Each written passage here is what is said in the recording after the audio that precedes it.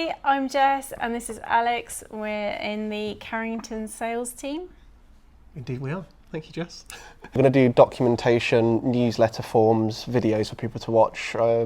Playing around with the name right now, but maybe Carringtons Diaries. We're just going to bring you real life case studies of what's going on right now. We've said and we plan to be the most transparent agent in Kingston and London. So we're going to share not just the success stories with you, but some of the hardships, failures, lessons learned. And if you guys have been keeping up to date with us so far with this new strategy that we started in February, March this year, it's been, on the most part, success really, but I wanted to talk to you today about the one and only property thus far in this process that we haven't first time round sold at the original entrance price, and we actually had to reduce the price of the property, called Cromwell Court on Kingston Hill. And for context to this and to bring Jess into it, Jess had the previous year valued a similar one-bedroom property around the corner in a similar location, and she'd nailed the valuation. We took it on. I think it was listed at 300,000. It sold for 290,000, all quite quickly, all quite smoothly. This is back with our traditional style of selling in the sort of more normal way. And when taking on Cromwell Court in this new process, I was very, very transparent with the owner about the fact that I think the market's on a sort of slightly downward trajectory, the good, the bad, the pros and the cons, and everything that was going on. And when I came to give the entrance price figure, which we've talked about as being incredibly important to get it right the first time, I ended up listing this flat at 275,000. They're both one-bedroom flats. One-bedroom flats, yeah, both one-bedroom flats. Yeah. And the one that was listed at 275,000 was bigger. It was lower ground floor in nicer condition. So I thought I'd been very reserved with that. And we keep coming back to this. We know within the first day of listing if a property's doing well. Yeah. And most agents should know. So you should be able to phone your agent after a day and say how many inquiries we've got. We've got anyone booked in. And it was the first property in this process where I think 2-3 days had been left over the weekend. And we came in on Monday morning and there were no inquiries at all. Not a single call. Very, very scary stuff, because that hadn't happened thus far in this process, and it's exactly what I'm advising people to avoid, is don't put yourself in a position where you don't have a market. You must create a market for yourself. And I think what I was bringing up to Jess as the thing that I found, notably to me personally, as quite refreshing from it, was where we'd already discussed the price and been quite realistic with it comparatively to the other agents who'd obviously blown it out of the water. She could see that I was as upset as she was and as disappointed as she was. And I didn't feel this overriding pressure from her that I would normally have done with the traditional style of agency, where I'd underdelivered, I'd underperformed, and whilst I'd still made a mistake, I was very quickly able to call her and put my hands up and say, look, I've still got this wrong. And it's evidenced by the fact I'm not getting any calls, and we've only got 1 or 2 people on our database that we're speaking to, and that's not enough of a marketplace to create a market for this. And we pivoted and we put it on social media and we asked the general public, what's wrong with this? Because we'd also coupled in the warts and all approach to this in saying this particular flat had previously been flooded.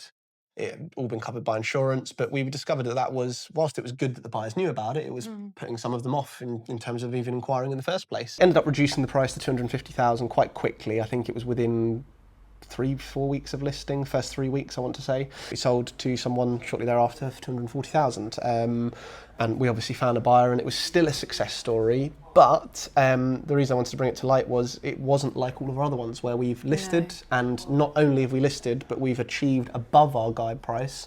This was the first example of one that we'd listed, reduced, and then got less than still the guide price. Yeah, less than the reduced. Yeah, and I guess you weren't dealing with the flat, I was dealing with the viewings on that flat. But just from your perspective, Jess, and what we sort of discussed on a daily basis, what do you think happened with that particular one, playing devil's advocate and looking back at the pictures, the details? Yeah. As I said, I put my hands up and think probably got the price wrong, but what factors do you think play into it? No, I think it's interesting because, from speaking to buyers looking for apartments, I don't know whether there's certain things that, but seem to be more valuable when people are looking, particularly with the property search, for an apartment over a house, where they're very particular about the energy performance certificate, whether it's a leasehold, how long the lease length is, share of freehold, whether it has, you know, a balcony or any kind of, you know, what the communal gardens are like, what the parking, you know, all of these things factor in. But then obviously we have to look at the bigger picture, and we look at the supply and the number of properties that are currently on the market in the area.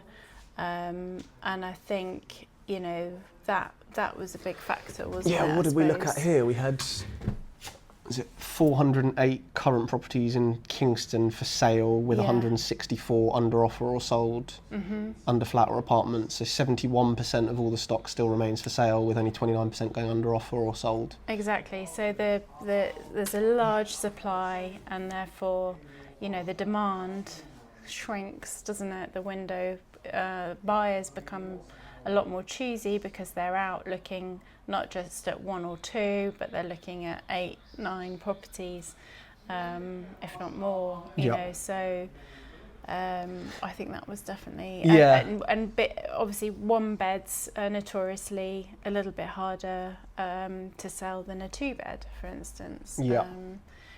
I think, again, coming back to your point there, you know, when I look at myself and assessing where I went wrong on Cromwell Court, in trying to, and again, we do say this to everybody, there's no guarantees of anything. What we're aiming towards is a 90% completion rate by 2026, and we're trying to put people in a position where when they launch to the market, they don't have a situation where they have to reduce, and that's where that falls on my shoulders, and I got it wrong.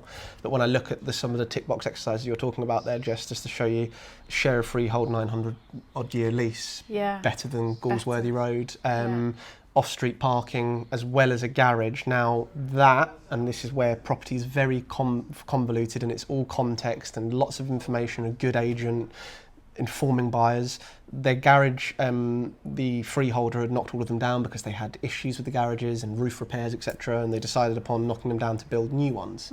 There's an unknown cost there of 5, 6, 7, 8, 10,000 pounds for a new garage. The new owner will benefit from it, but will have to contribute towards that. So that's an element that I knew about going into it, but again, on feedback from buyers, especially when you're looking at first-time buyers and their limited budget, it's a lot of money to part way with, or have to part way with at some point. So there were several factors that I thought objectively made the property better, but again, we've discussed this all the time, it's so subjective, and even when we try and be objective, we still put our little bits of opinions in there. So I'm doing my best to make sure that when we launch a property to the market, we can perform to exactly what we say we can to our owners. For both of our sakes, if we work on a 0-week contract, so if we don't perform and do what we say, they have the right to serve us notice, and we want to be held to that accountability level. But that was the first real sort of scare for me with Cromwell Court, because it was like, oh my God, I haven't done what I've said I'm going to do. But I think that the owner could also see the honesty with it, because we were much more honest with our original appraisal. And I think the point that's quite interesting to me in terms of where we create and capture this market, and that's what we're doing, is taking a moment in time, creating a marketplace, a busyness, a perceived market for all of these buyers where they're competing against other people, not competing against us or the seller or some made-up price. They're competing against the market, so therefore they can't deny anything about it. One of the ladies, one of the first viewings that we had, because it turned into a more sort of traditional style sale, because we weren't getting the number of inquiries and they were dripping through, one of the ladies came to see the property, and she visited 2 or 3 times. I think she brought her mum back in the end. She said to me, I can see that it's very good value for money. I can see, compared to the rest of the market, it's a lot of space for what it is, it's this, it's that. I just don't have that feeling. And it's funny because we get that, don't we, in this industry, and I've always sort of, what is that feeling that people say? And controversial possibly, I honestly think that feeling is what we put into our marketing strategy, which is just other people wanting what you want. I think had she seen that in the same environment as everybody else and gone, this is really good value for money, and there's 6, 7 other people that want it, I could be wrong, but I'm of the belief that might be enough to tick her into that feeling of, I do want it. Well, that's crazy to me. I can see it's really good value. It ticks all the boxes to me. I just don't get that feeling. It depends. It depends if somebody is buying, particularly an apartment, that they are going to rent out. I think if there's a lot of interest and they're feeling like other people want it, they know that people want to live there, and therefore even renting that property out will be easier for them. But also, and this is just from my own experience, and it's happened to me, probably yourself too, when you walk into a property and you do say, and I think it's part of like just envisaging yourself living there, with your belongings. You do start to picture your furniture and how you move around the space and just the way a room feels. And sometimes that's very difficult to put into words. And sometimes it can be, it's interesting. I mean, it can be that you love the flooring or the colours of the existing walls, or you can see that with some changes, it's going to become better. But it's the light coming in, it's it's every little bit of detail, that it just sits right. It's undoubtedly a massively emotive experience. It is an emotive experience, yeah. I wonder, and you never know, right? You can't A/B test it, but I just wonder, had she been in that same circumstance under our normal environment, if that would have been enough to give her that affirmation and feeling of, I could see and tip that over the edge. I beg the question of maybe it would have done, because I haven't often heard that in my years of doing this. It's really great value. I'm just not getting that feeling. I've had other wishy-washy bull excuses, and you're saying you like it, but you don't really like it, reading between the lines. She genuinely liked the flat. She brought her mum along. Like, all the indicating factors were there. She wasn't competing against anyone. Maybe in that situation, there might have just been one thing that it just wasn't quite sitting. So she could see the value. But like for me, for instance, I'm just not a fan of bathrooms without windows. And I know there are tons of apartments out there, and I've stayed in places where, I've used bathrooms without windows, but I just feel that would be a conflicting point for me. It's almost a bit of a non-negotiable, which discounts a lot of properties that are on the market, but it's just one of those. It's just a really interesting point though, Jess, because as you say, like, on the face of it, stepping back again and trying to put yourself in my shoes and what I was looking at, Beechcroft, smaller flat, less lease, all of these things on the face of it, longer lease, bigger flat, better condition overall, set back off the main road with off-street, all of these things that objectively I would say were better, but you just highlighted the point, and this is the subjectiveness of the market. If your one negotiable is, I need a bathroom with a window, well, Galsworthy gave you that, this didn't. Yeah. And that's the reality of the market, and that's why even when we try and get it right, we can get it wrong. And I wasn't negative enough about what was going on with the property in front of me. Well, also, there's people that have also like specified like a ground floor flat for potentially for mobility reasons, and then other people that will say, I want a first floor flat for security, down to people's circumstance as well. Yeah, exactly, and that's why we've moved into that. The warts and all, it's just objective truths. The property is 0.5 miles from the station. That's just a fact. Whether or not that's beneficial to someone is down to that person. But I think I think it's really important for us to speak about mistakes that we make, because we're human beings and we do still make them, even though we're gearing towards trying to create this almost perfect process in an imperfect world. That was the first, and I think it is important to highlight what we've highlighted as well, in as much as there's clearly a stagnation in the flat market at the moment. It's a very tough, so again, perhaps I hadn't seen ahead of time as much of the fall off that was sort of coming. But yeah, I think it's just interesting, and it's a lesson learned, isn't it? Yeah. I mean, can I ask, your thoughts, Alex, on when people, are looking at the market, looking to buy, and from experiences, dealing with offers and things, and I know that we've had something recently, and that's why I'm sort of bringing this up, but people's confidence in putting forward an offer rather than just sort of blindly looking at, that's the property price.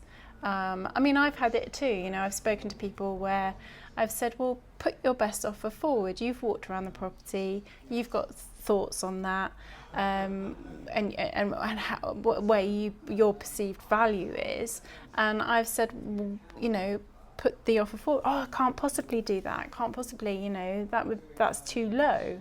But at the end of the day, an offer is an offer. It can only be rejected, and you know, you move on, don't you? But I think there are a lot of people that are very hesitant, or you know, reticent even to put forward an offer full stop.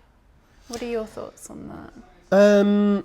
You should offer on everything and anything that you like that matches your criteria. I mean, we were discussing today, weren't we? But there's quite literally companies set up that buy below market value because they have the cash equity to do so to distressed sellers, and they make enough money to have hundreds of thousands of businesses competing on that very basis. So if you are a homeowner and you're only doing this once or twice in your life, and you're not taking the opportunity to just go out, and I would genuinely go on Rightmove and Zoopla, I would put in my search criteria and not touch the price bar. I'd put in 4 beds, house, whatever it is, and then look at everything available in the market within reason. I wouldn't go, oh yeah, there's a 4 bed up in Coombe Park that's worth £12 million. I could probably afford that with my £700 budget. But I'm saying, like, as you've said, like, it's the figure is the figure, and in some cases that figure is determined by a very greedy homeowner who's just testing their luck. In other instances, it's driven by an estate agent who's massively oversold and inflated them figure. And ultimately, one way or the other, the market will always dictate market value. The market will tell you what it's willing to pay for a property, and especially if you're in a chain, like a lot of people are, and you've just sold something and you're working to move, you've got the best position of power, because it's just very simply, these are the figures that I'm working with. I have this offer, this is what the market's offered me, I can't offer you anymore. Really sorry, Mr. I love your house. Yeah. I wish I could give you what you want for it, but this is what I can afford based on and you're part of that process. And as Jess says, the worst that you're going to get back is a no, but you should hold absolutely no value or confidence in the figure that you see listed by either an agent or a seller, for both reasons. For the way in which we operate, and properties can go above their guide price, depends what the market's offering. Properties can go significantly below. Can't remember the chap's name, but he said he bought in central London, it was listed at 450 and sold for 250. Because he asked the question, and he demonstrated, I think on his video, educationally to the agent, you're mental going for these prices, I'm ready, I'm here. And just put your offers forward. We're working with a homeowner at the moment, and he's just reinstated an offer on a property he saw 6 months ago, from a homeowner who has relisted, having not sold. When he saw it, he offered £100,000 less than the asking price. She's now relisted £150,000 more than his offer. She's gone up by £50,000 despite not selling with agent number 1. Yeah. Now, she might not get the picture now, she might not get the picture in 2 months, she might not get it in 6 months, but the penny will eventually drop. If she needs to sell, the penny will drop, the market will offer her what's going to offer her. Our client has offered her the market value, and it's the only offer she has on the table, and she's rejected, not interested, and gone back up on her price. There's a lot of that happening on the market as well. Owners that are stagnating the market based on stubbornness, pig-naturedness, into I want this figure and I'm sticking to this figure. And in fairness to some agents, because we throw them under this wing of they're all bad, and they're not. You know, there's some good agents out there, some bad agents. We all get caught in this web, but some of them are just relaying the message from their owner, which is they can't do any more than say what the owner is saying to them, which is I want this figure. But great, if you have a no, move on. But I would be offering on absolutely every property. Yeah. I'd have my finger in so many pies until the pie that I liked the most came back and gave me it at the cheapest price. But that's not new, right? That's really good advice. We know buyers want to buy at the cheapest price possible, sellers want to sell at the highest price possible. Yeah. So if I was a buyer, yes, I would absolutely be offering on everything, because I'm only going to do it probably once every 10 years, if that. So why not make the most of it, have some fun with it? I mean, it's interesting, isn't it? Because time, you know, we say a lot in property that timing is so crucial, but it's interesting with timing where you can have a buyer that comes in, offers on a property, it's rejected, and then 4 or 5 months later, they're still there, they haven't bought anything, the property is still available, and they come back, hello, I'm still here, I'm still willing to buy. Have the sellers now moved the needle? And in some cases, you know, that can happen, and they can end up buying those properties. In other cases, it's still a flat no. But I think, you know, it can. Sometimes it's you have to be incredibly patient and play that sort of long game. Yeah. Exactly, because if you try and tell that seller, because the agent is already doing it, and if there's a buyer, you're reinforcing, you're mental, take my price, like this is just a good price. Yeah. Sellers, they're going to make that discovery on their own, right? And their own motivation, and So yeah, whether or not it's 2 months down the road, 6 months down the road, but yeah, I would just be offer on everything if you're looking to buy. Why wouldn't you just match property to your criteria and go out and offer on it, especially if you're serious? Because to be honest, from my perspective as an agent, I don't know about you, if I'm hearing from someone when I'm registering them, I've seen 30, 40 properties in the last month, my next follow-up question, how many have you offered on? And if they go, oh, one, or I haven't really seen anything I like, why? Yeah. You've seen 40 properties and not one of them's... Yeah, that's that's an alarm bell for me. Like, I would prefer to hear, because I think people have this perception of, oh, I don't want to be offering on lots of properties, or I don't want to be insulting people. Like, I would rather hear a buyer call me up and be like, I've viewed 30 proproperties and I've offered on all 30 of them. I want to buy. Like, I'm serious. Yeah. I've been rejected, but I want to buy.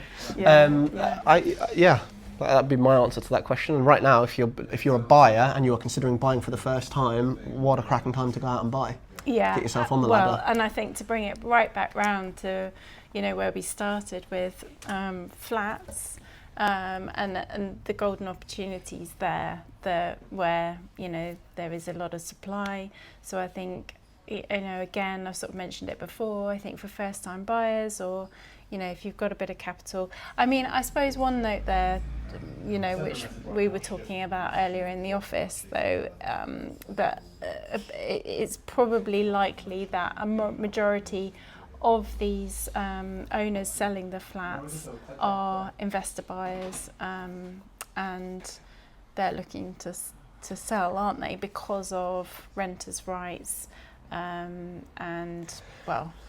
Yeah, I mean, there's always external noise, right? External exactly. Yeah, we've been doing this for years, and it's always an external factor, one way or the other. Mortgage rates, war, policy changes, government changes, stamp duty changes. All of these things definitely have an impact on the on the market. But for the most part, it is just noise, and it's confidence, and it's. That's it. I mean, confidence. That's the key, isn't it? There's sometimes I think you do just want to scream and shout at the media to say stop scaring people, and these like what's happening at the moment, the policies haven't come into effect yet. We don't know for certain exactly what is going to be put into concrete, and it's scary though, right? It is. Yeah, it is. Because this is what we're talking about, landlords coming to the market on the fear of the unknown of what's going to happen. Because of these rent to right bills, you've got Section 21's being abolished, ASTs, periodic. There's a lot of protection going towards the tenant. And regardless of your opinion on that, whether good or bad, what they're talking about, it's the current ambiguity, both with dates, both with legislation, insurance, mortgages, all of these unanswered questions that are making a lot of landlords just panic and flush out their property. Thus you have this supply and demand chain. But likewise, speaking to it's made us look at it. We've run a lettings business and we're sitting here going, what the hell do we do? Yeah. How do we counter this? What advice do we give to our landlords, to new buy-to-let landlords, to all of these things? It is it can be scary, but it is confidence in just that the market will always move. People need to buy and sell, don't they? It was an incentive to draw more first-time buyers into, buying up property where it has been difficult for them for, a long while, I think. Yeah, it's a tough one. So. That was our Carringtons Diary today on Cromwell Court, and it's still success story. We got the job done, property sold, the owner's happy, a new buyer is found within 38 days. So not the longest transaction in the world. We're still on it, and the owner's happy, we're happy. But I think it was acting quickly as well. To commend where it went well. We actioned it very quickly. We were very transparent with the owner, and again, we will always aim to do that. It's more so just the disappointment of getting it wrong the first time, and we're human beings. Even we cannot guarantee it. Whilst our stats and our averages look very good, there's no guarantee. We can still get it wrong, and we're the more realistic of the best of the agents out there. So hope this was educational, helpful to at least one person out there in the world, and not just Jess and I to look at ourselves in horror back at it later.